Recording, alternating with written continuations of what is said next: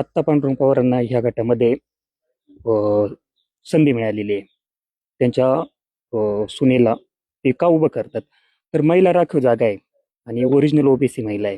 त्यासाठी ते आग्रही होते. साहेबांकडे ते आग्रही होते, पण वरची काही समीकरणं जुळली असन नाही जुळली असन, कोणाला काही प्रॉब्लेम आले असतील, तो त्यांचा भाग आहे. पण साहेब अद्यापही पक्ष सोडून गेलेले नाहीत. ते पक्षाशी बाजूला होऊन अपक्ष म्हणून ते निवडणूक लढवतात. तर आम्ही पूर्णपणे बोरी गटामध्ये प्रचार म्हणून काम पाहिलेले आहे साहेबांचं. बोरी गटामध्ये अतिशय सहानुभूती आहे साहेबांबद्दल. म्हणजे तुम्ही आम्हाला- राष्ट्रवादीचे का? हो, मूळतःच आमचे वडिलांपासून आम्ही राष्ट्रवादी साहेबांसोबत. म्हणजे साहेब आमचे आमदार पण साहेब, खासदार पण साहेब. म्हणजे तुम्हाला वरच्या नेत्यांचं काय देणे घेणं? काहीच नाही. आमचे पांडुरंग आमदार पण- पवार आमचे आमदार पण साहेब, खासदार पण साहेब, आमचे मुख्यमंत्री पण साहेब. म्हणजे साहेबांनी तुम्हाला कुठे जाण्याची वेळ येऊ आमचे दिली? काही आमचे काही प्रॉब्लेम आले ना, आम्ही साहेबांपर्यंत जायचं, त्यांना सांगायचं. त्यांनी वरिष्ठांना कोणाला